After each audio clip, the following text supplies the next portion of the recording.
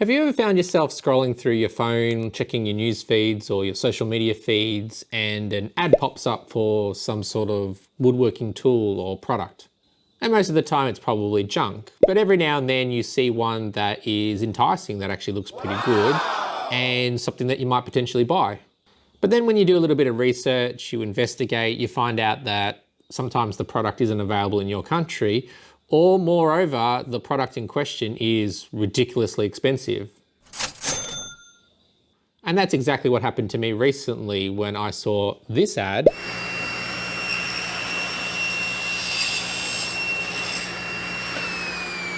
So unfortunately, upon investigation, it turns out they're not selling this in Australia, or at least at this exact second, I can't find it anywhere in Australia. But worse was the price at around $300 US. That probably equates to, well, by the time it's landed and miscellaneous taxes, you're probably looking at around $600 Australian. So what's the solution? Well, I did what any self-respecting woodworker would do. I made my own.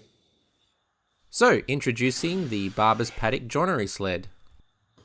It features a dovetail clamp system, adjustable bevel workface, micro adjustment mechanism, and even a feature that the red tool doesn't have. So follow along and see how I made my own version of the joinery sled for a fraction of the price.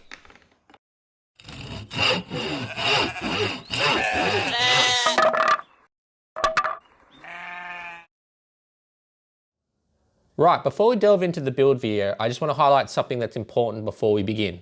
The version of the sled that you've seen in the introduction is this one, it's the version 2.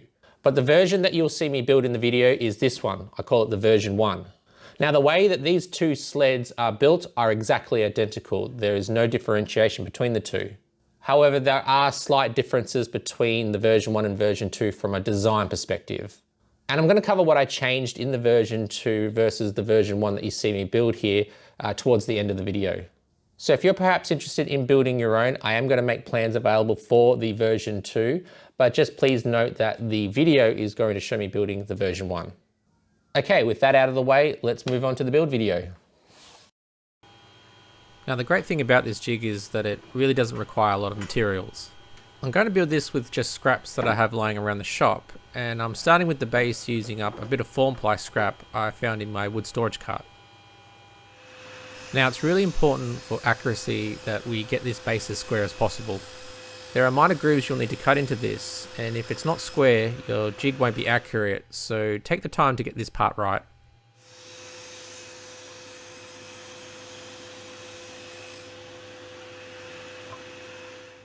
I'm swapping out the table saw blade for my dado stack in order to cut the mitre slots into both sides of the main base. The main tub will sit in these grooves, and this is what's going to allow for that micro adjustment while still remaining perfectly parallel to the table.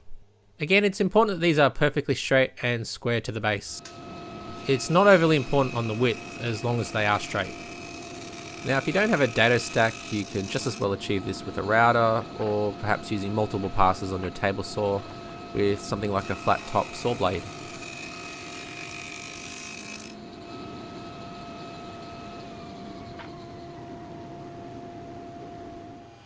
The next step is to lay out the areas that I need to cut away into the base to allow for the two mounting points for the adjustable mitre bar and a slot that locks in our sliding mechanism.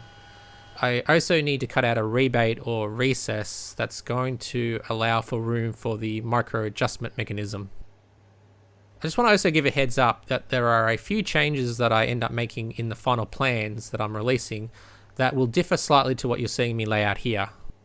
I'll cover what those changes are in a bit more detail near the end of the video, but don't worry, the changes don't impact fundamentally how the base is made, and showing this version definitely shouldn't confuse those that might be building this for themselves.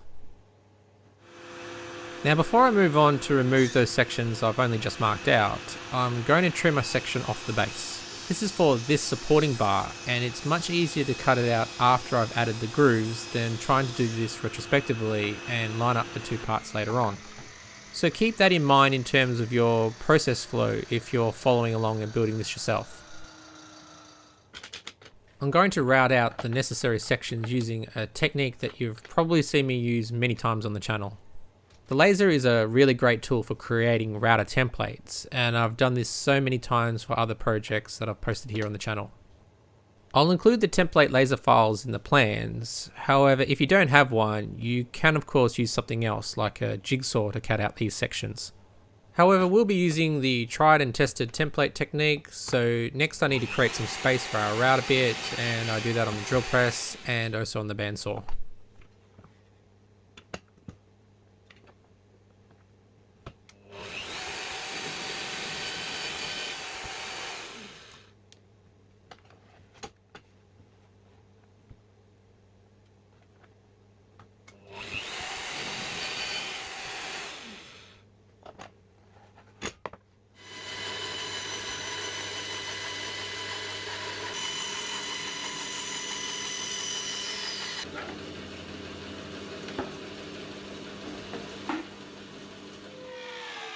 I recently was turned on to a new pattern router bit by my good friend Vipun over at Vipun Envisage Design. I'll link to this one if you're in the market for a good pattern bit, and while you're at it, consider subscribing to Vipun's channel. He's a wonderful Aussie maker and just recently got into YouTube, so it's worth checking him out and supporting another fellow Aussie maker. The last thing we need to do to the base is recess an area underneath to allow a bolt and washer to slide up and down for the locking mechanism. I did end up making a small change in this area for the future final version, but it's still the same process for routing this out. I did also finally procure some new router bits for this as well, and once again I'm using templates to achieve the final result.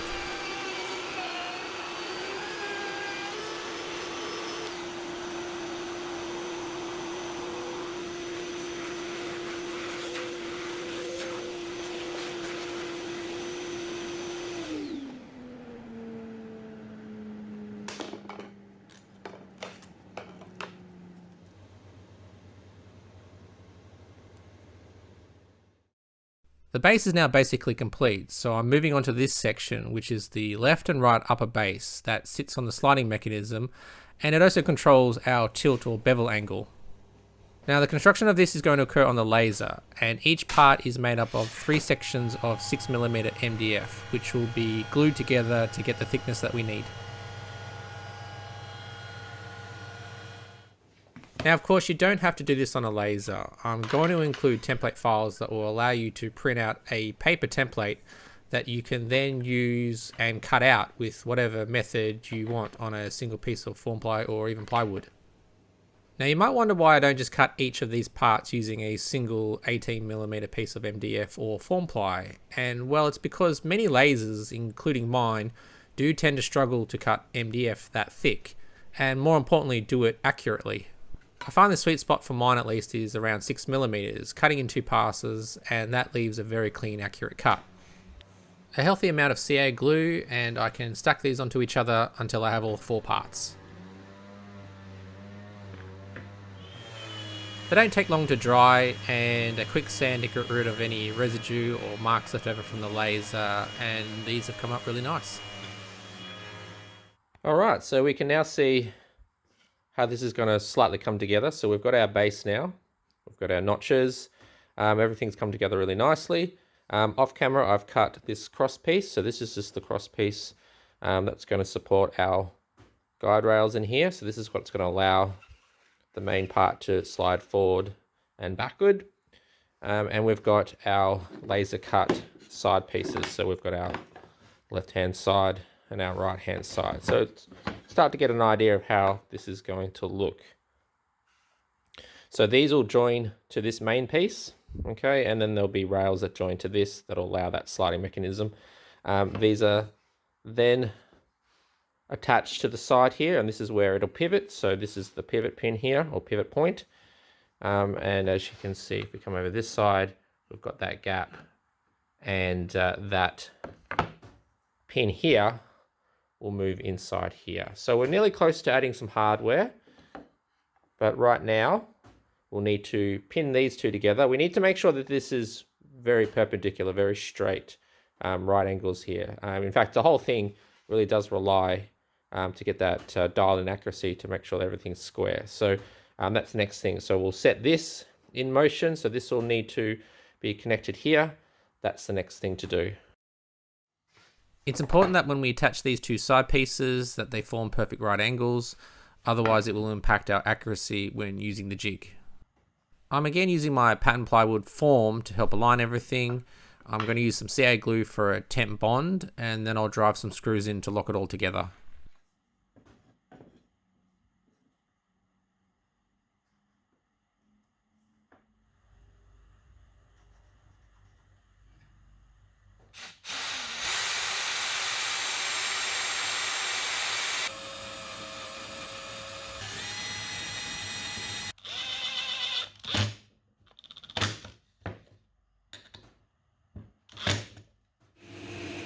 Next, I'm cutting some strips of MDF to fit into the mitre slots that I created earlier on the base of the jig.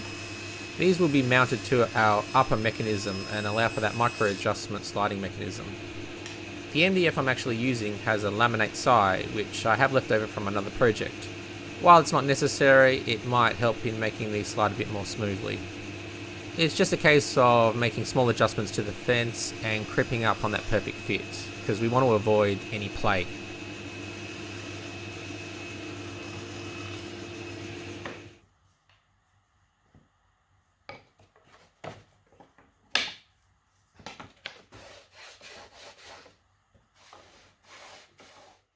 Now comes probably the most important part, and that's to mount the main top assembly to the mitre bars we just created.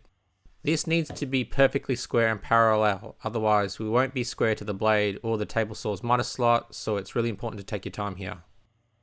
As long as the base is square, you should be able to reference from it.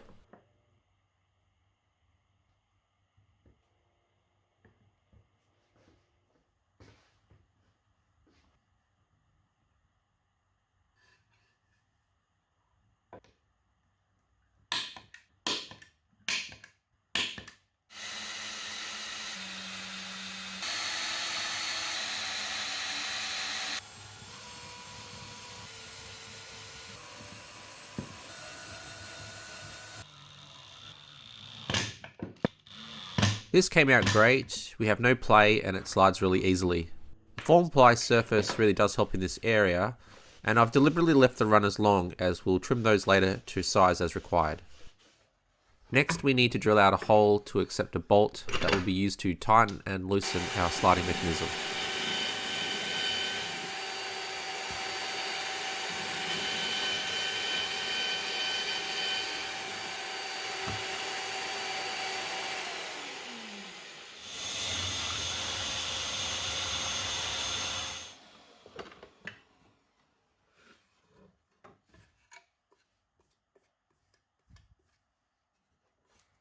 We need to attach runners to the front support bar, but before I do that, I just need to shim up the groove a little bit. The groove is a little deeper than the 6mm MDF, so I just used a bit of off-cut scrap to fill in that gap. Glue, then a screw to fasten it all together. This front bar helps support the jig when the micro adjustment is being extended all the way out. It's potentially not necessary, but I'd rather have it than not have it, so it doesn't take much effort to install it.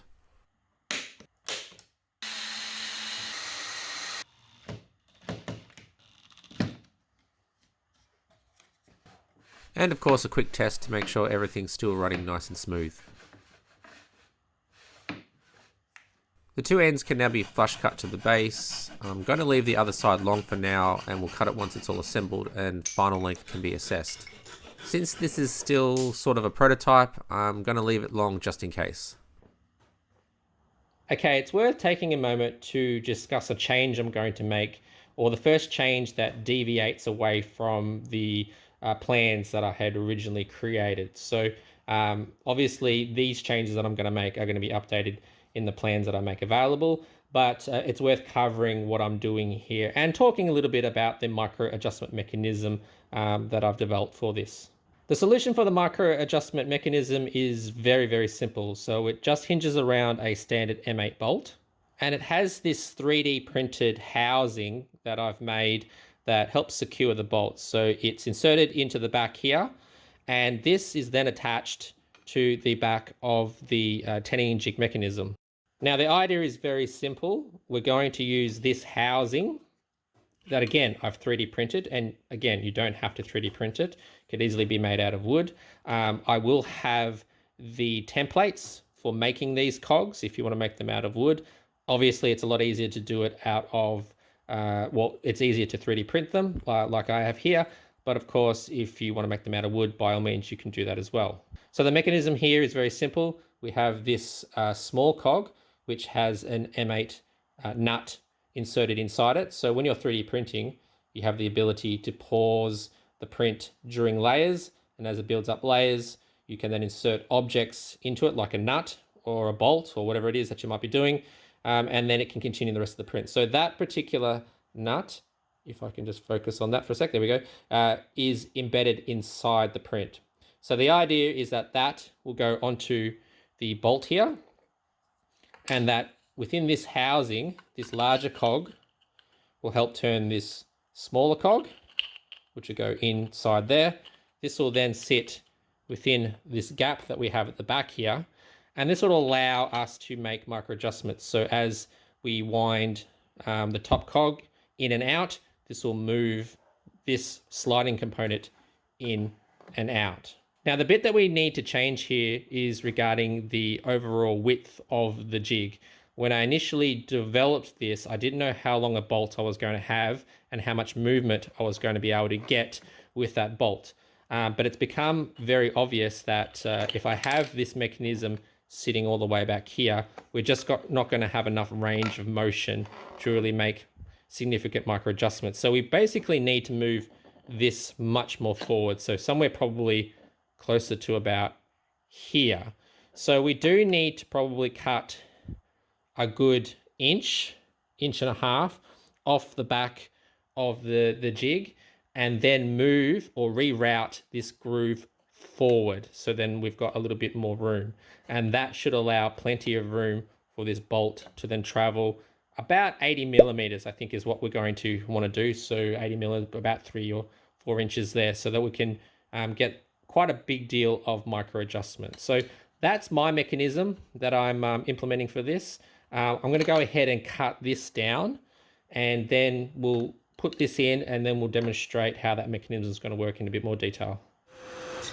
So back at the table saw, I trimmed the excess off the back. Then of course cut out the recess for the cog over on the bandsaw. And again finished off at the router table like before.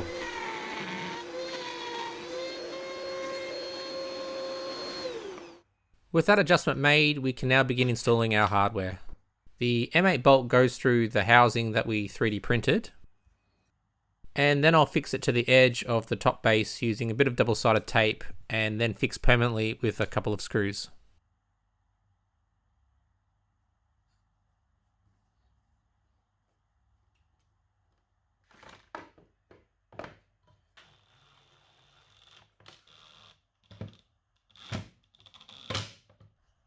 Next, the gear housing goes on, as well as the bottom and top gears. This housing is then just fixed to the base with a couple of screws with a couple of mounting points that I created when I 3D printed this.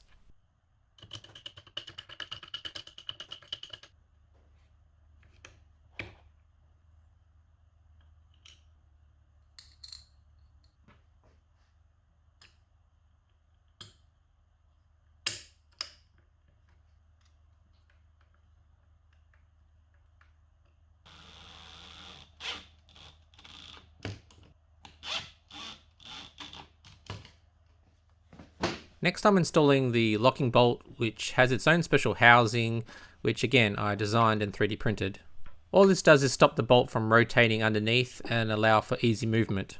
You could just as well use just the bolt and a washer instead if you prefer, but this way I don't have to hold the bottom to lock this in place. So now that we've got our mechanism in place, I think it's very easy to demonstrate how this is going to work. So we've got our tightening bolt here that you've just seen me put in. So we just need to loosen this to allow this to now move freely. And all we need to do is turn this cog. So this is going to give us our micro adjustment. So we can go backwards, and forwards.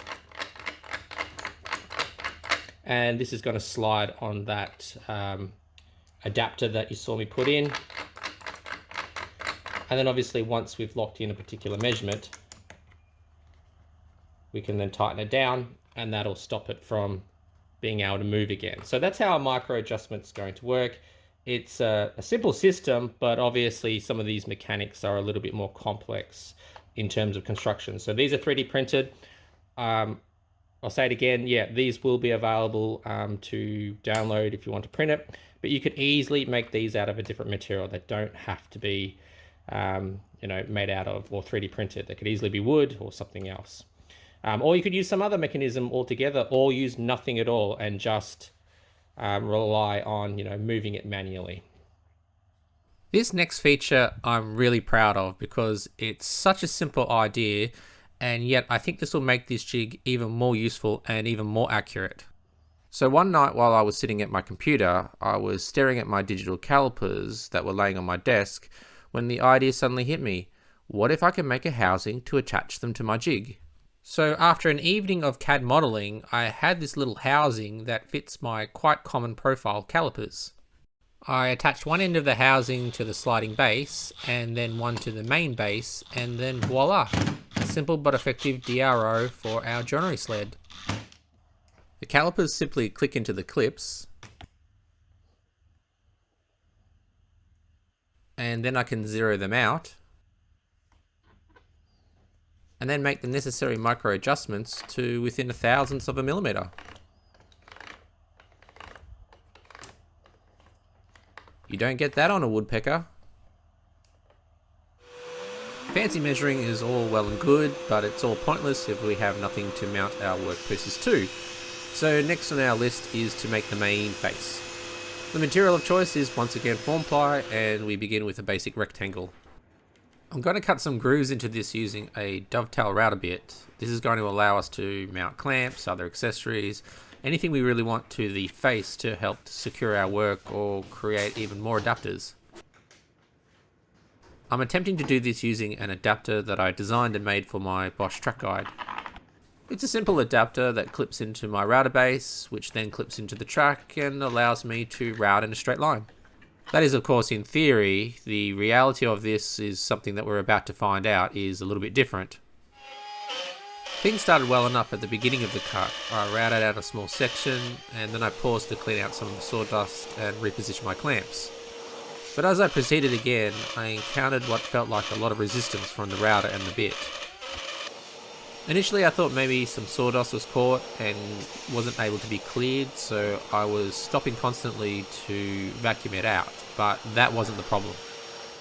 Upon inspecting the cut, it was clear that the depth adjustment had slipped significantly and had been incrementally plunging deeper and deeper into the wood, to the point where the base of the bit was actually above the router plate. This of course caused a lot of confusion at the time because that had never happened before. The board was basically ruined. There was no saving this one, so I went back to the table saw, cut another one and reset it again. I made sure to readjust everything, retighten, make sure everything was nice and solid to try and not repeat this. And of course, lo and behold, the exact same thing happened again. I was, of course, very calm and cool at this point. What the is it doing? Why the does it keep dropping? So with that dignified response to our 2 failed attempts, it's time to reset and come up with a new plan. Okay, new plan, because Total Tools is closed today. It is actually Easter Friday today, so it's a public holiday here in Australia, so I'm not able to buy a new one. And I had a quick look and it's like 400 something bucks. Like, it's no. I will work out what's wrong with that and maybe try and fix it, but we need another solution because I don't have another means, and I can't do it on this router table specifically. There's lots of reasons for that. That's time for another video. So what I'm going to do is I'm going to try something different. So what I will attempt is to use my track saw instead. So these dovetails use a 14-degree bevel. So 14-degree cut this way, 14-degree cut that way. So the idea will be to try and cut the bevel itself, and then, oh, why don't I just do it on the table saw? Okay, new plan. I'm gonna do this on the table saw. So I'll just bevel, no, hang on, will that work? Bevel one side, bevel the other. I'd have to reverse it. Well, there's no reason why I can't do it on the table saw now. But, no, it'll be easy on the track saw, won't it? So let's do it on the track saw. So track saw, we'll do these bevel cuts and then hog out in the middle. That's the only way I can think to do it other than the table saw. So, yeah, let's go ahead and do that. Right, so now that we have a well thought out and articulated plan, third time is the charm. So back to the table saw. And then I laid out some new lines. And then of course we can set up our track saw to 14 degrees and a 9mm depth of cut.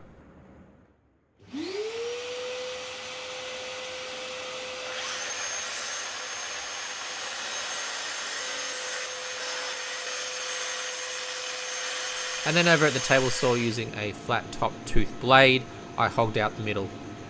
This technique in the end worked really well. It did take a lot longer than, say, the router, but sometimes you have to come up with alternative solutions, and that really sums up woodworking. A lot of the time it's just coming up with new ways to solve a problem.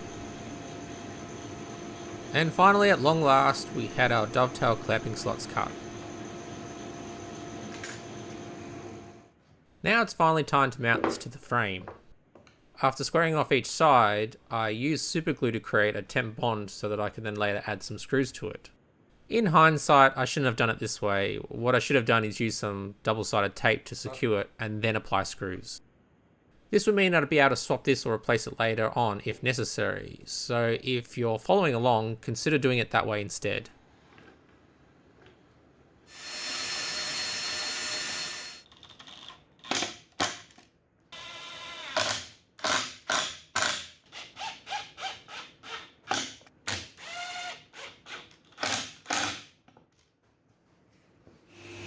The sled itself is basically finished now. The only thing really remaining is to create a runner to allow it to slide in the mitre slot. The process is pretty straightforward. I'll just creep up on a good fit using some scrap form ply, and then once I have that dialed in, I'll cut a longer length.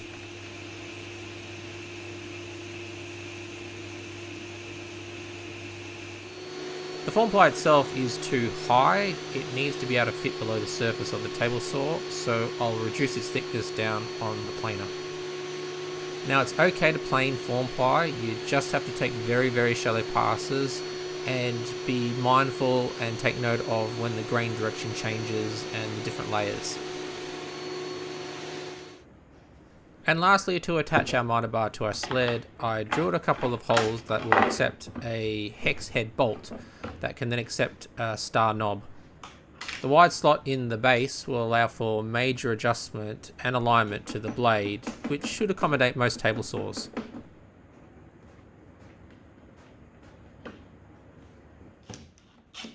So now a couple of finishing touches. I designed and 3D printed a handle that attaches to the front of the mitre bar. Then trimmed off the excess mitre bar from the sliding mechanism. And then added some measuring tape to one of the runners that will allow for an analog reading if that's more your thing.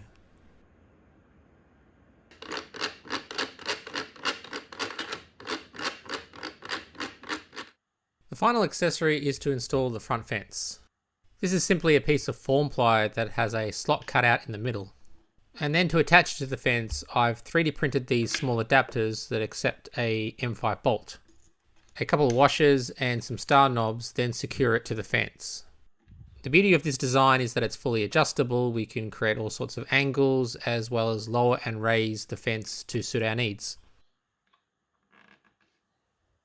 So that now basically covers the build process for the joinery sled. As I mentioned at the start of the video, I did make some small changes to the version 1 that you saw me build on the video versus the version 2 that you saw me demo very briefly at the very start of the video. So I'll very quickly go over what those changes were so that you're in the loop. The first change is in relation to the bevel feature. On the version 1, the star knobs couldn't extend far enough or deep enough to allow for the full 45-degree angle. So in the version 2, what I did was raise or increase the height of the side bevel pieces so that the star knob had enough clearance to allow for that 45. What's actually resulted is that we're able to go to 45 and a little bit beyond. So we can actually now go to about 47 degrees on this. And the flip side of doing that as well is that at the 90-degree angle, we can actually go a little bit beyond 90. We can actually get to about 92, 93 degrees. So the second change I made was to the mitre bar. So the original mitre bar is a strip of form ply that I planed down in order to be able to get it below the surface of the table saw.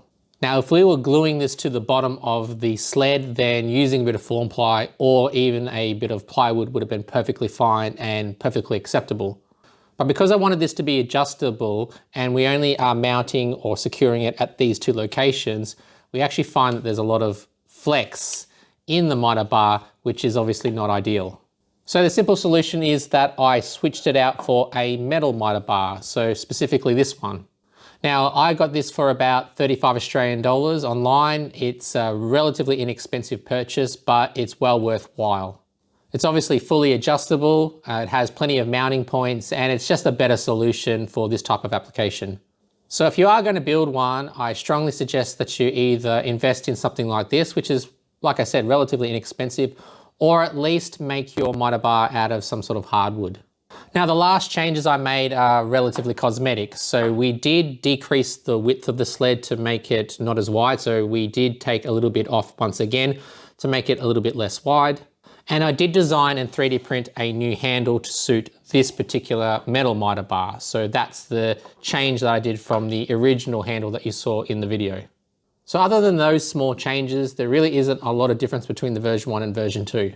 Now, obviously at this point, a lot of you will be really itching to see this in action, for me to do some cuts, to try and do some joins and see what this is capable of doing. And I'm very much wanting to see that too. However, today's video is getting a little bit long. So what we're going to do is split this into two parts. So part 1 is obviously us building the sleds. And in part 2, I'll do a full test of the sled, see what kind of joins we can make, test its accuracy, and just see how easy it is to use. So I'm really looking forward to doing that and showing you the results of that test, but that'll be for video number 2. So I look forward to bringing you that in part 2. In the meantime, I do want to thank all of my subscribers, I want to thank all of my channel members, and I want to thank everyone for watching, and I will see you on the next video.